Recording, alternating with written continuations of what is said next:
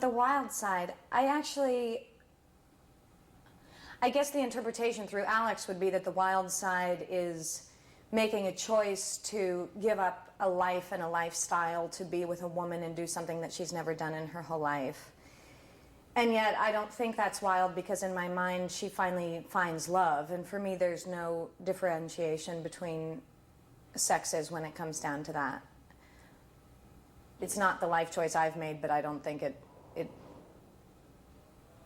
matters. I mean, so I don't think it's that wild. There was a line in here that's not in the script anymore, because as she first moves into Kiss Virginia for the first time, there was a voiceover saying, I'm choosing the wild side, and I don't agree with that. So the title doesn't really mean what it originally meant in the script to Alex, because I think it's just a choice to love and actually risk anything for that. Maybe that's the wild part of it, you know.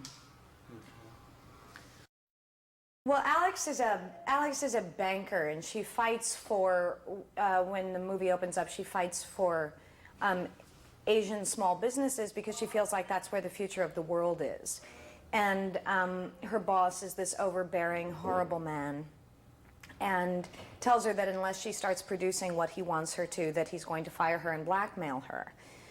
So through different reasons, I don't know if it's ever completely justified, but anyway, she decides to become a call girl, because that's where she can make the most money. Maybe that's the wild part of it. And so she becomes a very high-class call girl, and one of her clients is Bruno Buckingham, who's played by Christopher Walken. And she meets him, and he falls in love with her after after having wild sex with her. No, it's kind of a combination. She's not really the stereotypical call girl, if there is a stereotypical one. She has conversations and relates to her clients on an intellectual side as well as a sexual side, and that draws Bruno to her. And the triangle begins because Virginia, Joan Chen, is very involved with him as well, and we all then get into our struggle, because she tries to set up something at the bank with me, and I fall in love with her, but he's still in love with me, but wants to keep Virginia as well, and the whole fiasco begins. Tony, as I said last night, is a lost soul. He rapes my character at a certain point and blackmails me into working with the FBI. And then I kind of give him up at the end and set the bad guys, Bruno and the FBI, against each other so that I can run off and escape with my lover to Asia, which is where I end up going. Alex gets everything she wants. She goes and she follows her dream. And I think probably the dream that she had originally seen for herself with a man and running off and being in love, and she says that her goal is the World Bank, because that's where she feels like she can really make a difference. It turns out to be a woman, but at the same time she gets there much faster than she ever would have had she taken the normal road in life. And she gets there because she risks everything in order to get what she wants and fights for it. And in the meantime does a lot of things that maybe a normal woman wouldn't necessarily do. Okay. Greed, lust, and the struggle for personal fulfillment. Greed, I don't think Alex is greedy. She's really probably the one person who actually is not greedy. Her morals actually are very clear. So greed doesn't really play into her, I don't think. Lust and passion for me kind of go together. I think she has a passion for life and Asia and making the world a different place and paying attention to what's going on in the world and what needs to be done in order to make it work better, but I think that's her idealistic side.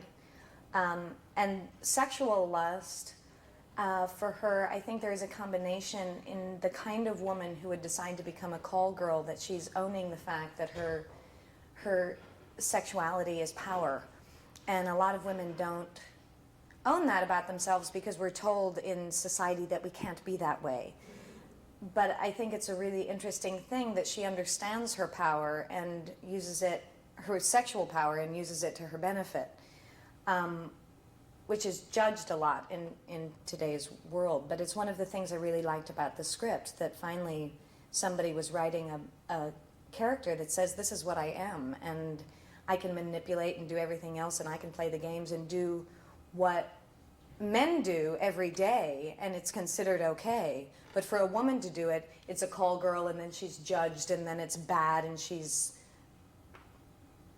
put into this category of the bad female role model. But she's not. It's finally she's saying, okay, this is what I've got, and I'm going to use it. And it just turns out that her real lust comes out for a woman.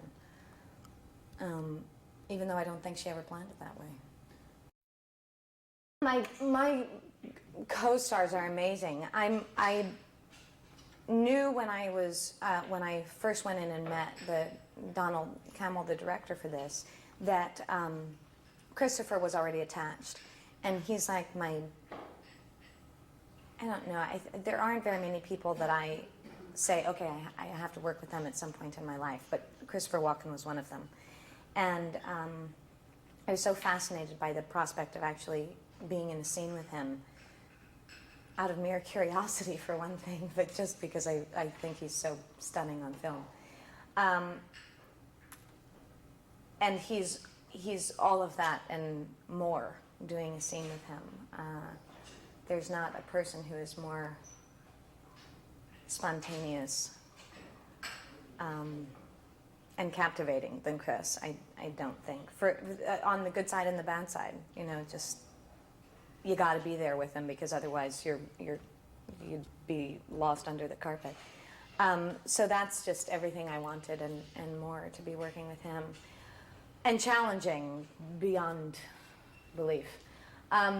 That's Chris. You just love him. I also then found out about Joan, and I think there was a side of me that very openly said, oh my God, if there was a woman that I would ever want to make love to, it would be Joan Chen. And then I had to play it when I got the part, and I thought, oh, this is something that you say, yes, I want to do that, and then you get the part and you go, oh my God, I actually have to play this part opposite her. But she makes it so incredibly easy to fall in love with. She's just she's stunning in her personality and her beauty. So to have to play a woman who falls in love with a woman for the first time, kisses a woman for the first time, and have it so easy to understand why you would go there. I mean, she takes you in, She's so beautiful. She said to me, actually, last night, we were doing a scene where we choose to go off and be together, and we wanted the scene to be very much like, this is one of the only stable things in the movie, because it's also out there most of the time, and that we could simply, in 5 lines, see why these two women are together. And she just played the scene beautifully, and she looked at me and she said, you're so easy to play with. And I thought, I mean, that's like the dream, to have that said to you as another actor. So it was really, and that's how I feel about her. She's just a joy to play with.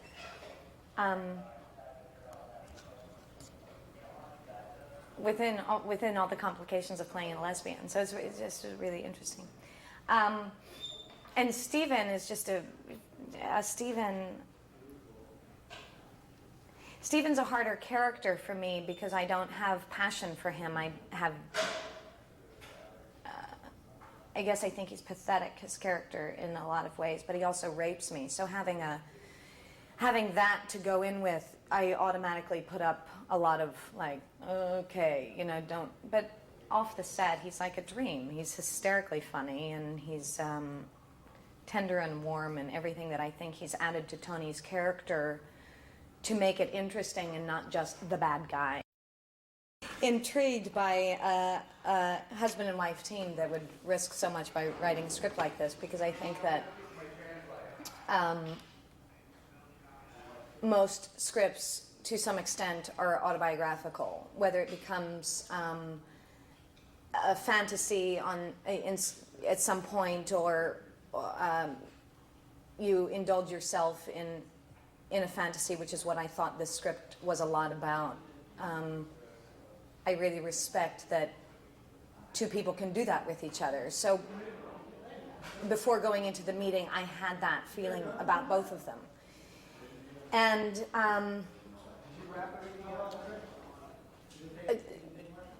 something that goes along with risking so much is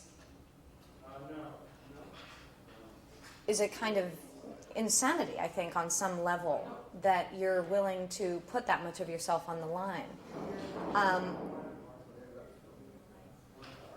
So I can respect that on one hand, and on the other hand, you don't quite ever know what you're going to get. And I think that's the strength of Donald, and it's also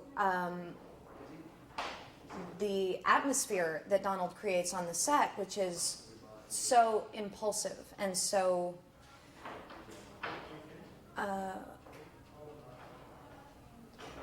kind of ungrounded in reality. And that's what he wrote, and that's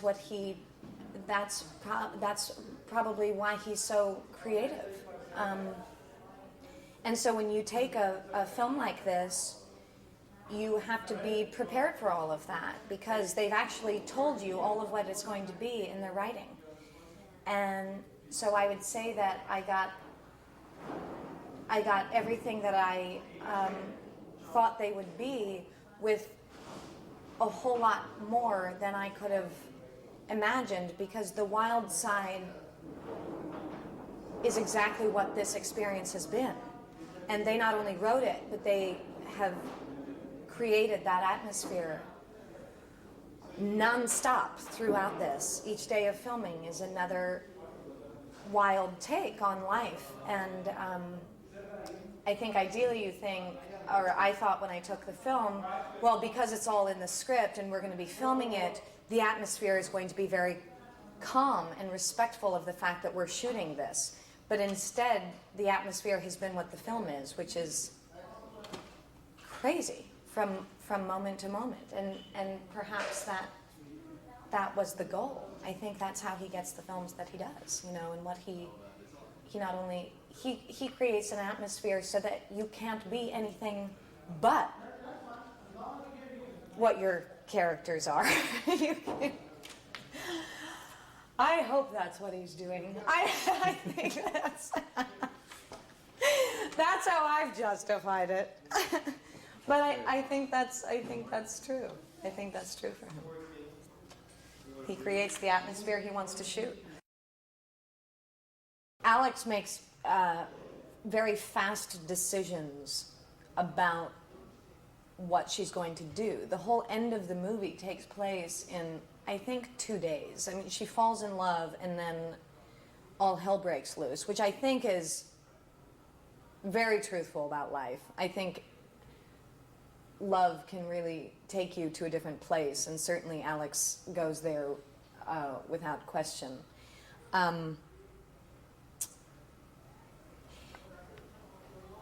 And how she does it is by continuing her role playing with these 3 different characters.